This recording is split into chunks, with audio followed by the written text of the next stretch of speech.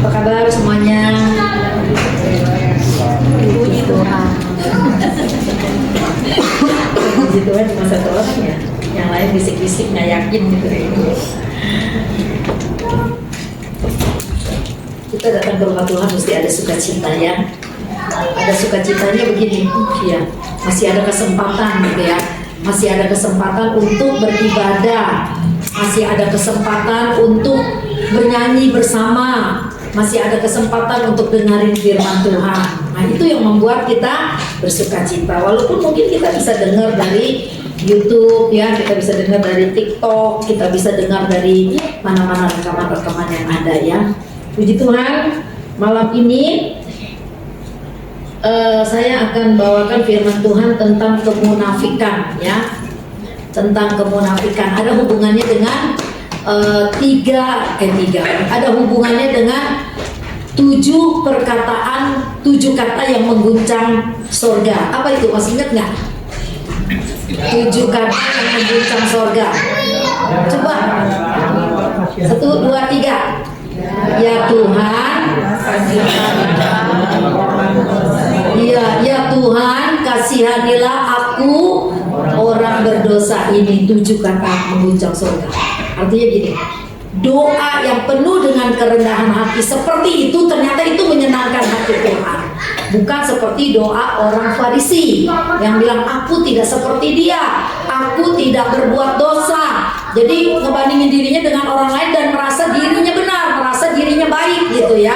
Nah, itu kalau kita belajar tentang kemunafikan atau tentang topeng rohani yang Yesus buka di dalam Alkitab, itu kalau kita bandingkan dengan keadaan sekarang kayak orang NPD gitu ya, narsistic behavior, narcissistic personality disorder. Ya salah, ingatnya behavior dulu. Jadi itu udah ada loh di Alkitab sebetulnya. Orang yang pikir dirinya benar, orang yang berpikir dirinya nggak pernah bersalah, orang yang berpikir orang yang suka membandingkan dirinya dengan orang lain. Malam ini kita mau belajar 3 topeng rohani yang Yesus buka dalam Alkitab. Firman Tuhan ini tidak menyinggung siapapun, ya. Tapi ini kita mau belajar bahwa Tuhan gak suka yang seperti itu, beribadah tapi pakai topeng. Tuhan gak mau gitu ya. Jadi bukan hanya saudara yang dikoreksi, saya pun dikoreksi oleh kebenaran firman Tuhan.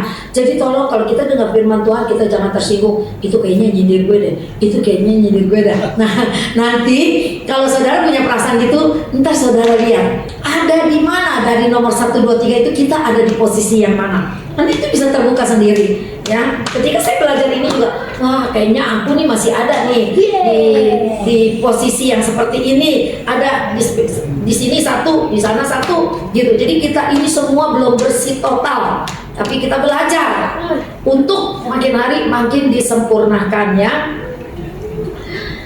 Kita lihat dulu ayat yang pertama, Lukas 18 ayat 9. Ini kita udah baca, ini kita udah pelajari tentang doa orang Farisi dan pemungut. Yuk sama-sama kita berdiri, kita baca lagi supaya kita lihat perbedaannya di mana.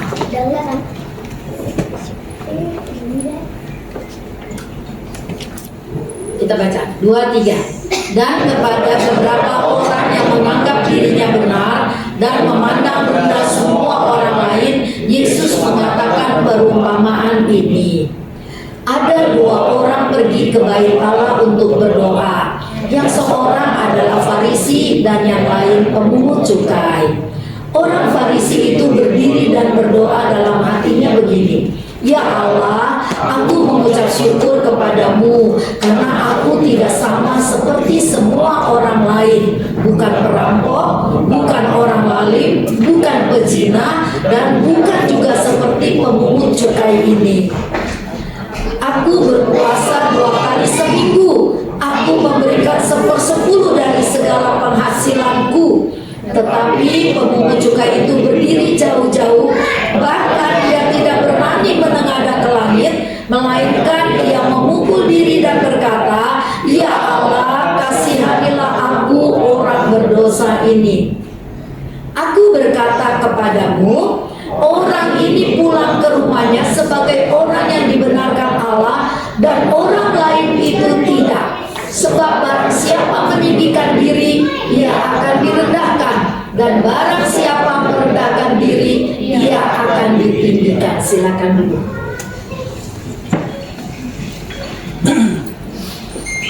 Jadi malam ini yang kita mau pelajari adalah 3 topeng rohani yang Yesus buka dalam Alkitab. Topeng yang pertama tadi kita udah lihat, yaitu cara orang Farisi berdoa.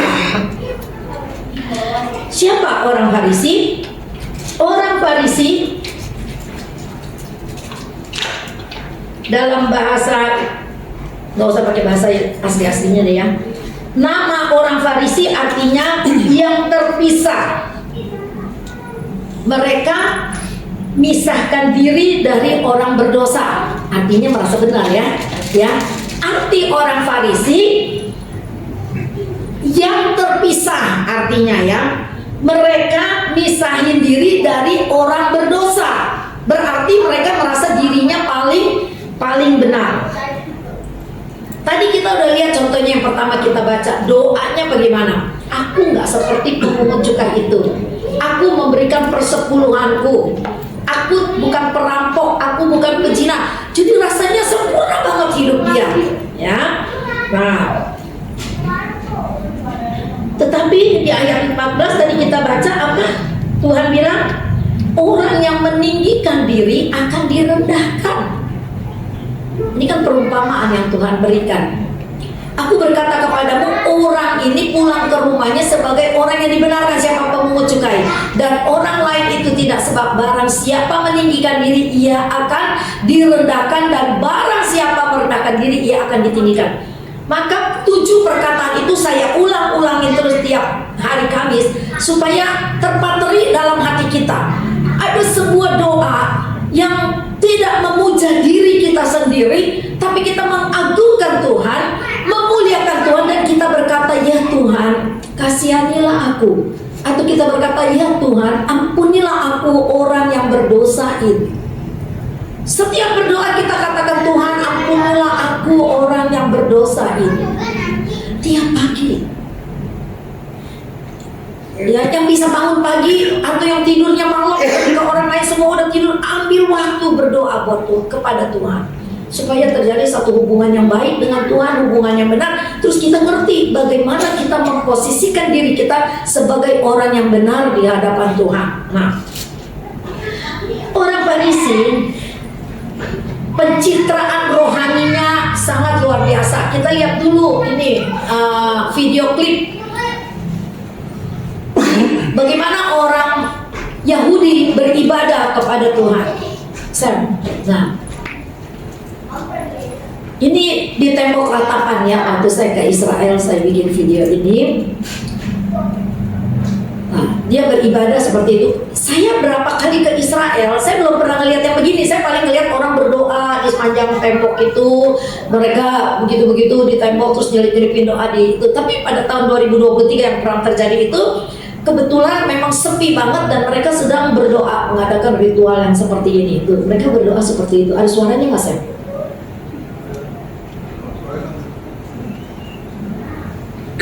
Dan mereka berdoa senang dilihat oleh orang lain. Senang dilihat oleh orang lain ya. Terus ini udah selesai ya. Yang satu lagi belum ya? Nolek dah kayak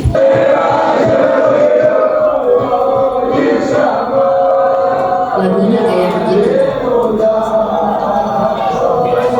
Topiknya cuma di ujung kepala. Itu ciri khas orang Yahudi.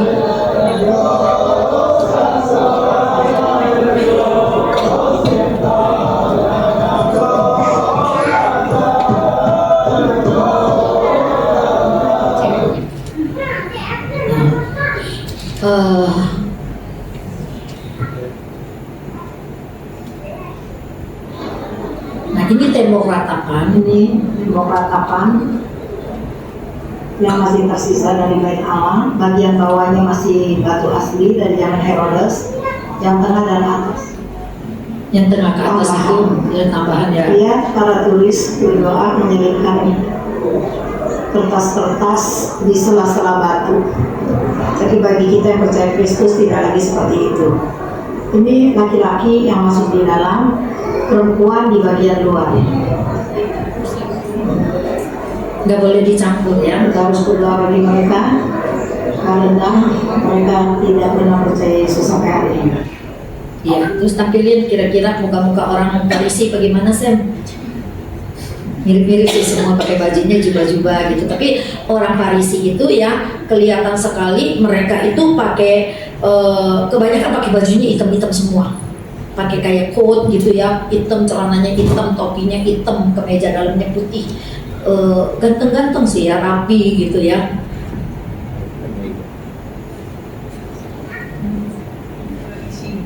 Tuh, orang Farisi seperti itu. Ya. Mereka orang Farisi itu dia pencitraan rohaninya luar biasa. Mereka senang berdiri di pinggir jalan berdoa, ya, supaya dilihat oleh orang lain karena memang pencitraan banget gitu ya.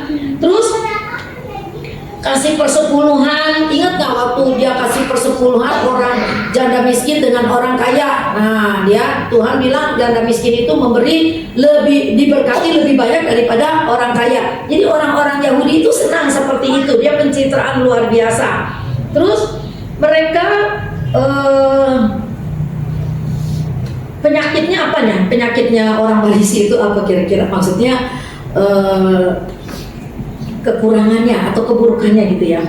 Mereka suka bandingkan diri, seperti doa yang tadi kita baca, aku tidak seperti orang lain. Nah, dia terlalu orang yang merasa diri benar gitu ya. Nah, lalu bagaimana orang Farisi itu dengan kita, misalnya pengkiniannya dengan kita, kira-kira ada mirip nggak dengan kita gitu ya? Orang Farisi itu doanya dengan dilihat orang ya. Terus mereka semua rajin, mereka setia ya, mereka rajin, mereka setia. Tapi Tuhan bilang begini ya, celakalah kamu ya. Nanti tampilin ayatnya, Semi, Matius 23 ayat 26. Tetapi Tuhan bilang begini, celakalah kamu. Yang penting bagian dalam, kata Tuhan, bukan bagian luar. Mereka lebih mementingkan keadaan di luar gitu ya. Jadi kalau orang-orang Farisi gitu, kalau kita lihat versinya pengkiniannya dengan zaman sekarang ya, mereka rajin ibadah ya. Mungkin kalau kita bandingkan dengan 23 ayat yang ke ini, Sam, 26 Sam. Ceritanya kalau Anda mau lengkap adalah ayat 1 sampai 26 sampai.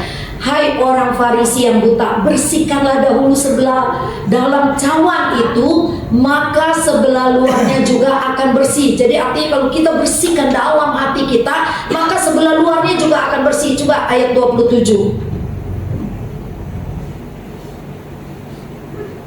Celakalah kamu hai ahli Taurat dan orang-orang Farisi, hai kamu orang-orang munafik, sebab kamu seperti kuburan yang dilabur putih, yang sebelah luarnya memang bersih tampaknya, tetapi yang sebelah dalamnya penuh tulang belulang dan berbagai jenis kotoran.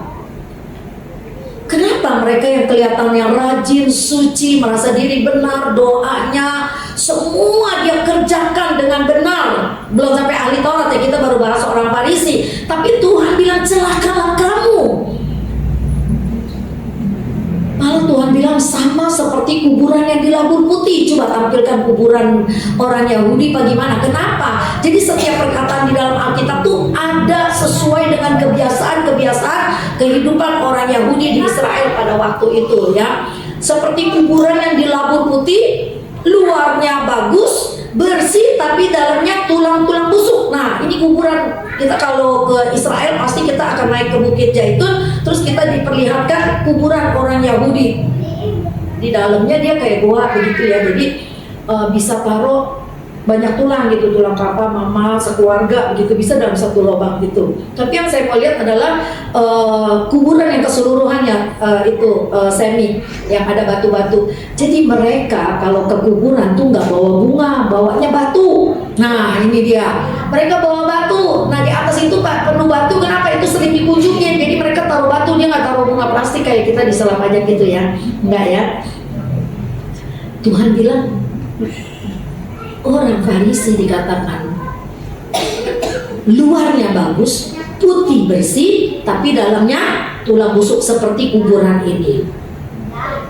Jadi kata Tuhan bilang, jadi melalui perumpamaan itu Tuhan mau bersihkan yang dalam. Kalau dalamnya bersih, maka di luarnya pun bersih.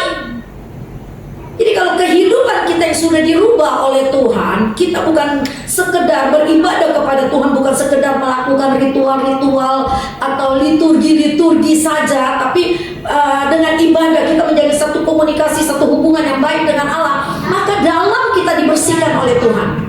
Ya, dirubah hidup kita sehingga dari luar orang bisa lihat gitu ya. Nah, Yesus bilang celakalah kamu, yang penting bagian dalam, bukan luarnya kelihatannya bagus, salaman oke. Kalau kamu ya saya lihat seorang istri melaporkan suaminya hamba Tuhan KDRT. Sekarang ya setiap kejadian diviralin di TikTok. Jadi kan nanti dia lewat, kita kan tertarik untuk baca, tapi mana gitu. Ya, belum yang istri sudah mengalami KDRT, dia terus tampilin keburukan suaminya, dan suaminya masih tetap melayani. Nah, kita mau belajar dari sini bahwa kita nggak mau jadi seperti itu, karena kita mengetahui kebenaran firman Allah. Jangan sampai Tuhan bilang celakalah kamu, padahal kita rajin ibadah, kita penyanyi kur, mungkin kita pemain musik yang hebat, mungkin kita WL yang hebat, mungkin kita singer yang sangat mempengaruhi orang lain. Tapi kata Tuhan, seperti kuburan, luarnya bagus, dalamnya tulang. Jangan sampai seperti itu ya. Nah, penyakit orang Farisi itu adalah dia suka bandingkan dirinya dengan orang lain. Dia merasa dirinya benar.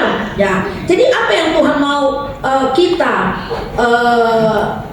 belajar dari cara hidup orang Farisi itu adalah ibadah, pelayanan, bukan panggung untuk pamer diri gitu ya. Jadi kalau orang Farisi beribadah, dia seperti pamer diri. Dia bawa Alkitab, dia duduk, kita tulis berkunjung ke tembok ratapan. Mereka tetap aja beribadah gini. Kalau kita nggak bisa ya, kita akan ngelirik kanan kiri. Dia enggak loh, dia tetap begini, badannya pasti goyang. Kalau ini kayak, ya kalau doa pasti gini, badannya goyang. Kita mau foto di sebelahnya, dia nggak peduli gitu. Tapi dia akan bilang don't touch me gitu ya, nggak boleh sentuh dia pada hari Sabat. Hari Sabat itu disucikan banget. Jadi mereka lebih suka luarnya itu bagus, tapi dalamnya enggak, karena mereka tidak melakukan apa yang mereka ajarkan nanti ke ahli Taurat. Nah, sekarang kita masuk ke bagian yang kedua. Ciri-ciri orang Farisi itu juga dia suka cepat menghakimi, dia mementingkan penampilan, ya. Nah, jadi kalau kita lihat tadi lawannya orang Farisi itu siapa? Pemungut cukai. Ya, lawannya orang Farisi itu pemungut cukai. Jadi satu di atas, satu kayaknya di bawah. Tapi Tuhan bilang orang itu pulang sebagai orang yang dibenarkan Tuhan. Siapa? Pemungut cukai yang berkata, ya Tuhan, kasihanilah aku orang berdosa ini. Ya, jadi itu doa-doa yang seperti itu bisa kita ikutin. Artinya benar-benar kamu minta belas kasihan Tuhan, bukan sekedar ngikutin aja, tapi benar-benar Tuhan, aku kasihanilah aku Tuhan, aku banyak dosa, ampunilah aku Tuhan, beri aku kesempatan sekali lagi Tuhan untuk memperbaiki diri. Itu doa yang menyenangkan hati Tuhan. Ya, lalu yang kedua topeng. Tadi kan topeng kesucian ya, orang Farisi merasa dirinya suci. Yang kedua topeng kepintaran, itu orang ahli Taurat. Orang ahli Taurat itu bagaimana? Di gereja banyak loh orang Farisi, orang ahli Taurat gitu ya. Banyak. Orang ahli Taurat itu adalah juru tulis, guru hukum, hafal Taurat dan tafsirnya. Jadi Taurat itu apa? 5 kitab Musa, dari Kejadian, Keluaran, Ulangan, Bilangan, Imamat yang ketiga, Kejadian, Keluaran, Imamat, Ulangan yang kelima. Apa tuh? Ngaco ya. Pokoknya 5 kitab dari Kejadian itu, 5 kitab itulah ahli Taurat menguasai kitab itu di luar kepala dengan tafsirannya. Tafsirannya versi mereka sendiri.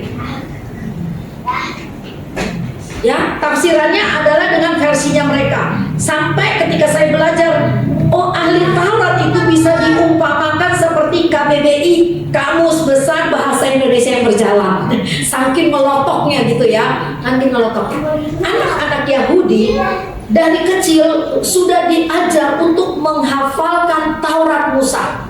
Jadi mereka hafal luar kepala. Terus ahli Taurat, bukan orang Malaysia, udah kedua ya, ahli Taurat, jago debat, ya. Terus berani ngetes Yesus. Ngetesnya pada bagaimana? Waktu di Matius 22, coba tampilin Semi. Dia ngetes Yesus, guru, hukum manakah yang terutama? Gitu, coba tampilkan. Matius 22 ayat 35 sampai 36. Kita baca ayatnya. Dan seorang dari mereka, seorang ahli Taurat bertanya untuk mencobai dia, yaitu Yesus. 36. Guru, hukum manakah yang terutama dalam hukum Taurat? Ya. Di dalam hukum Taurat itu ada 613 hukum yang dihafal, yang setiap hari 39 harus dilakukan. 613 itu ketika Yesus dites, dari hukum manakah yang terutama dalam hukum Taurat? 37, 38, 39 Tuhan bilang dirangkum menjadi 2 hukum, yaitu hukum kasih. Kasihlah Tuhan Allahmu. Yesus jawab seperti itu. Jadi orang ahli Taurat mengetes Yesus, pasti Yesus nggak hafal gitu kan ya. Tapi Tuhan rangkum 10 hukum Taurat itu, 613 hukum Taurat itu yang harus dihafalkan. Dijawab oleh Tuhan Yesus dengan 2 hukum kasih. Kasihlah Tuhan Allahmu dengan segenap hatimu, dengan segenap jiwamu, dan dengan segenap akal budimu. Itulah hukum yang terutama dan yang pertama. Dan hukum yang kedua yang sama dengan itu ialah kasihi sesamamu manusia seperti dirimu sendiri. Ahli Taurat saking melotok firman Allah, mereka cuma menghafal tapi tidak melakukan. Mereka hafal, terus mereka senang mencela orang lain. Salah, kamu sudah melanggar hukum kesekian. Tapi mereka sendiri tidak melakukan hukum itu. Ya, mereka sendiri tidak melakukan. Mereka cuma bangga. Mereka jago ngajar, tapi mereka gagal melakukannya.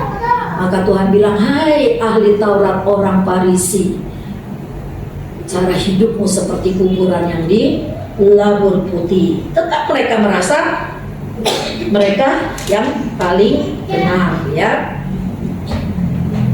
Maka itu kan ada orang juga ya, yang kita mungkin bisa ketemu dengan orang-orang yang pintar benar firman Tuhan.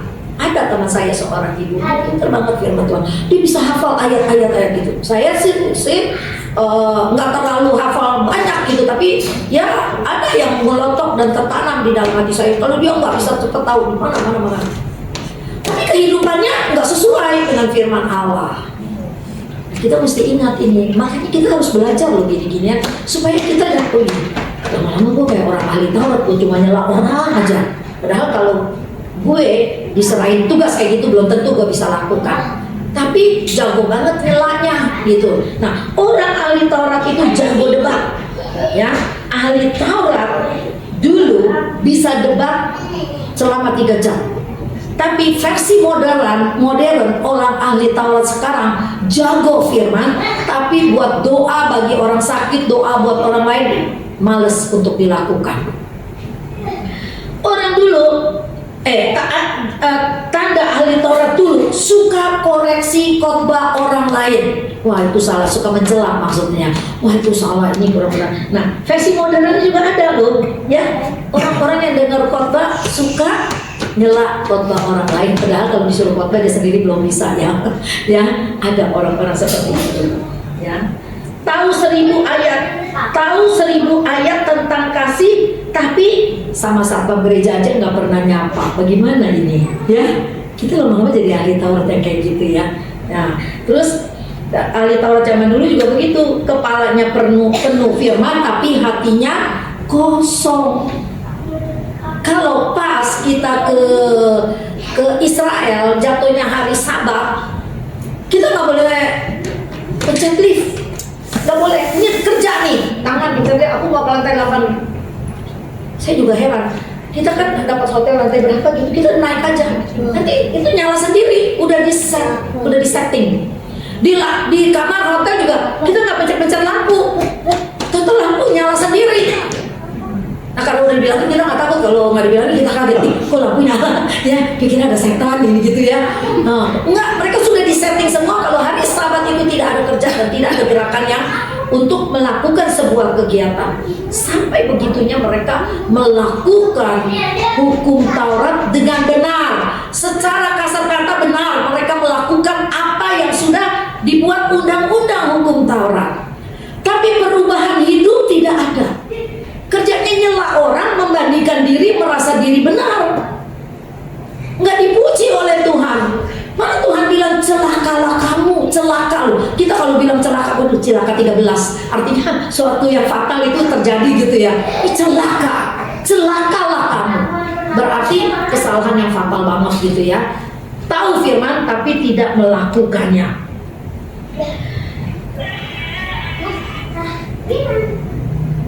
Ini jawaban Yesus merupakan obat untuk ahli Taurat. Ya, kita mengalahkan ahli Taurat yang penuh dengan hukum-hukum yang mereka hafalkan. Cuma ini, kasihilah Tuhan Allahmu dengan segenap hatimu, ya, dengan segenap hatimu, ya. Sesederhana itu sebetulnya, ya. Tapi mereka bikin ribet sampai 613 hukum. Nah yang ketiga kita belajar orang Saduki. Orang Saduki kaum elit. Jadi orang Saduki ini kaum elit. Coba tampilin gambarnya Sam. Orang Saduki itu orang kaya, kaum elit dan sangat terpandang. Orang Saduki ya, cara berpakaiannya juga beda dengan ahli Taurat. Ya, cara berpakaiannya berbeda. Ya, kaum elit, imam besar, orang kaya. Tuh lihat tuh, orang kaya kayak gitu tuh. Jenggot emang kagak boleh dipotong ya. Jenggot itu merupakan suatu kehormatan. Kisah 5 ayat 17 coba. Tapi mereka punya kelemahan ini. Kalau ahli Taurat, orang Farisi,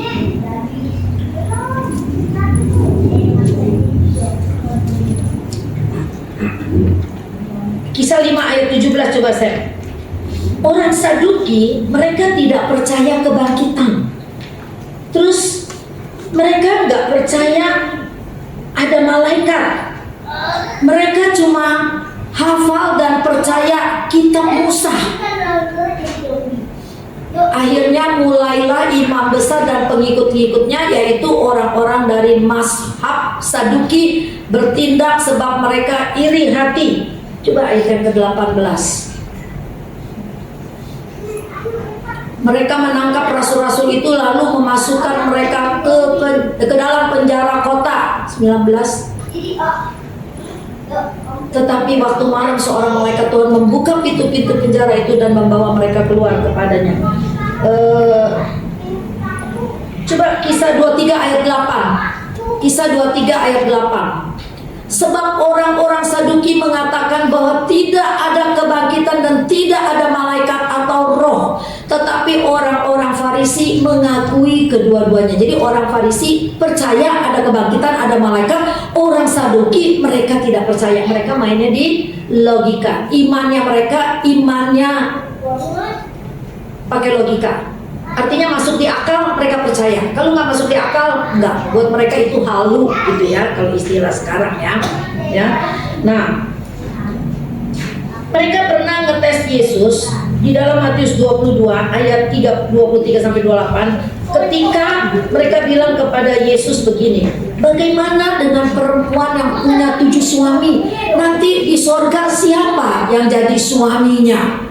Mau ngejebak Yesus, mungkin Yesus pasti nggak bisa jawab.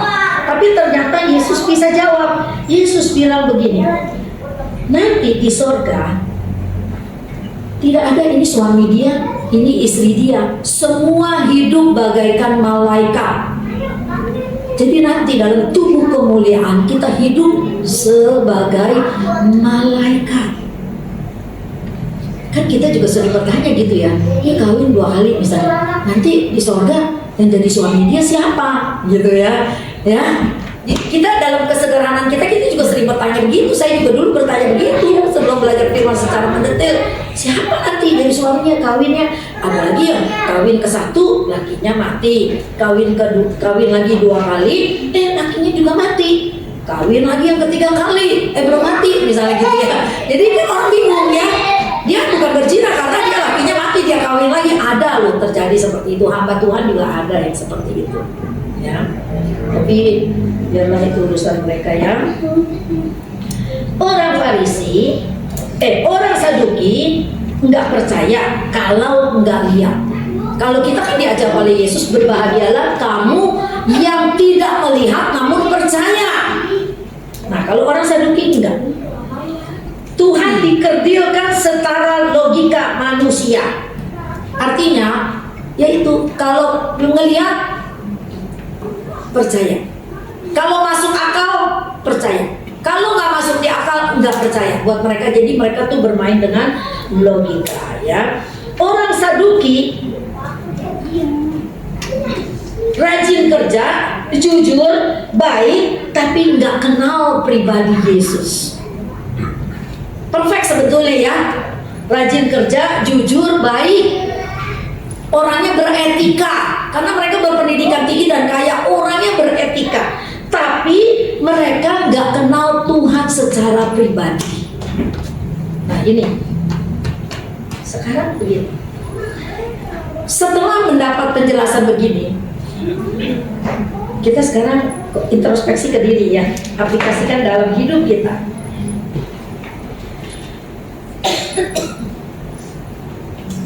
Maka Tuhan bilang begini ya, kamu sesat sebab kamu nggak ngerti kitab suci maupun kuasa Allah. Matius 22 ayat 29. Siapakah di antara ketujuh orang itu yang menjadi suami perempuan itu pada hari kebangkitan? Sebab mereka semua telah beristrikan dia. Yesus menjawab, kamu sesat sebab kamu tidak mengerti kitab suci maupun kuasa Allah. Karena mereka bermain logika. Bukankah banyak juga di antara teman-teman kita, kalau kita mau ajak mereka ke gereja, enggak, gue gak percaya. Yang penting gue gak jahat, yang penting gue berbuat baik sama semua orang. Tapi dia gak tahu bahwa keselamatan itu hanya ada melalui Yesus Kristus. Nah ini kan kita susah menjelaskannya, ya enggak? Kalau dia double, kalau dia keras, kalau dia merasa kalau gue gak berbuat jahat, it's okay, begitu. Maka Tuhan bilang berbahagialah kita yang percaya walaupun kita tidak melihat, ya. Nah, orang Saduki itu imannya adalah iman logika. Nah, Tuhan bilang kamu sesat. Jadi kalau kita nggak ngerti firman Allah, terus kita menafsirkan sendiri, kita menjadi orang yang sesat juga karena penafsirannya versi kita. Lalu hidup orang Kristen, kalau kita aplikasikan kepada hidup kita hari ini, hidup orang Kristen tanpa kuasa Roh Kudus, kita menjadi orang Saduki modern. Jadi ada orang Farisi modern, ada ahli Taurat modern, ada orang Saduki modern. Nah ini jadi PR buat kita semua. Kira-kira kita ada di mana? Nggak usah jawab, kita jawab sendiri. Kira-kira kita ada di mana? Nggak ada orang yang sempurna 100%. Maka kata firman Tuhan, kerjakanlah keselamatanmu dengan takut dan gentar akan Tuhan. Artinya ada pertobatan sifat yang harus kita lakukan terus menerus. Sifat-sifat kita itu ya masih ngeyel, nggak mau dinasehatin, merasa diri benar. Nah itu yang harus terus diperbaiki. Jangan sampai kita jadi Saduki modern. Logika kita bermain. Jangan kita jadi ahli Taurat modern yang kerjanya nyela orang terus. Rasanya orang mata dia. Kita nggak mau seperti itu ya. Jangan jadi orang Farisi model juga ya. Dimana nggak beda-beda kita sebetulnya. Kayak orang Farisi, kayak orang ahli Taurat yang cuma mau melayani supaya dilihat orang, aku tuh pinter gitu. Tapi kita bisa rasain kok ya, orang yang melayani dengan sungguh-sungguh dan penuh kerendahan hati akan ada pengurapan Tuhan. Kita bisa rasain doanya bisa membuat orang rasanya kepingin nangis dengar doanya gitu. Diurapi itu doa. Ada orang yang nyanyi itu pujiannya enak banget sampai mengalun terus di dalam hati kita. Nah itu ada pengurapan. Ketika kita lakukan sesuatu, orang lain merasa diberkati, itu ada pengurapan. Jadi kita harus buka topeng kesucian. Kita harus buka topeng kepintaran, artinya yang merasa dirinya benar. Buka topeng rasionalitas, yaitu topeng orang Saduki. Tuhan gak kritik mereka tuh orang jahat. Cuma Tuhan bilang, lu lakukan itu semua cuma buat dipamerin, supaya orang lihat kamu baik, benar gitu. Dan Tuhan gak mau itu terjadi pada kita saat ini. Apalagi nanti dunia AI itu makin maju. Orang bisa umur sampai 150 tahun, muka jelek bisa dibagusin. Penipuan di pakai AI, pakai muka kita, terus dia nipu orang lain sampai orang lain percaya dikirain kita benar, katanya kena tipu. Bahaya banget ya. Jadi kita harus kuat imannya. Standar firman Tuhan yang benar itu harus terpatri dalam hati kita supaya kita bisa bertahan. Terus kita bisa menjadi contoh bagi anak cucu kita semua ya. Saya juga berjuang, berdoa, takut. Bukan takut gitu, bukan takut. Jangan sampai kita lengah, kita nggak berdoa, kita nggak mempersiapkan firman dengan benar kepada anak cucu kita, sehingga anak cucu kita akhirnya terbawa arus, tercemar akhirnya. Anak umur 10 tahun, perempuan, 2 orang, izin sama mamanya nginep di rumah temannya. Makanya seringkali saya bilangnya, kalau bisa anak kita jangan suka disuruh nginep-nginep ke tempat temen gitu ya. Mamanya kasih dong, karena udah kenal. Ternyata nginep tempat temannya di sono ada lagi 2 laki-laki temannya juga umur 13 tahun. 13 tahun, yang cewek umur 10 tahun, yang cowok umur 13 tahun. Ini kesaksian seorang dokter. Lalu ternyata di situ mereka nonton film porno gitu ya. Singkat cerita, sampai pegang-pegangan gitu kan ya, terus akhirnya mereka melakukan hubungan badan. 10 tahun, coba bayangkan, laki-lakinya umur 13 tahun, masih kecil. Cuma sekarang kalau karena pengaruh internet, mereka lebih maju. Ini yang disebut percepatan. Zaman saya dulu 13 tahun, 12 tahun kayaknya masih okan banget. Karena kita cuma punya TV hitam putih, nggak ada internet yang kita bisa scroll gitu ya. Nah sekarang karena percepatan itu luar biasa, mereka kecil-kecil udah bisa ngeliat yang begitu-gituan. Ketika dibawa ke dokter oleh mamanya, terus dokter tanya, dokter tuh sampai nangis tuh. Dokter itu bilang begini, kan dokter itu bikin mereka trauma dong gitu ya. Setelah kejadian itu mereka trauma. Ketika ditanya trauma enggak, mereka menikmati. Mati nggak? Iya, ini zamannya seperti itu loh. Bukan saya nakut-nakutin. Udahlah kalau anak kecil-kecil itu jangan suruh minum-minum kemana-mana. Sekarang kelihatannya keren, bagus, lelaki sempurna. Ternyata boti misalnya gitu. Ini misalkan kelihatannya alim, tapi ternyata otaknya sudah dikotori oleh ini yang suka dia klik. Apalagi kita mau anak perempuan, anak laki-laki, jangan biasakan nginep di rumah teman. Kita nggak tahu kalau mamanya kerja, kalau mamanya pikir aman-aman aja semua, udah main di kamar supaya nggak berantakan. Ternyata di kamar bukan main kayak dulu, kita main beke, kita main taplak. Taplak itu bukan taplak meja, yang di kota-kota kita loncat ke sini, kita loncat ke sana, ke sono. Sekarang enggak. Hati-hati, ya. Jadi kembali lagi kepada firman yang kita dengar. Firman Tuhan malam ini bertanya kepada diri kita sendiri, apakah aku cermin orang Farisi? Apakah aku cermin ahli Taurat? Apakah aku cermin orang Saduki?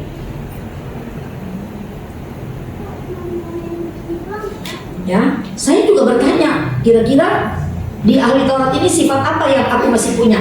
Di orang Saduki ini sifat apa yang aku punya? Jadi kita koreksilah diri kita ya. Jadi di rumah kalau lagi masak, lagi ngapain, nyetir mobil, putar lagi video-video khotbah-khotbah yang kita tiap Kamis dengar, supaya itu terpatri di dalam hati kita ya. Enggak ada dari kita yang 100% bersih. Kita semua campuran 3 topeng itu. Amin. Ya saya aja yang berkata amin Tuhan. Kita semua campuran 3 topeng ini. Kalau kita mau jujur di hadapan Tuhan. Sebab itu kita berdoa sama Tuhan. Tuhan, kasihani aku ingin berubah menjadi lebih baik. Mari kita bikin resolusi kepada Tuhan.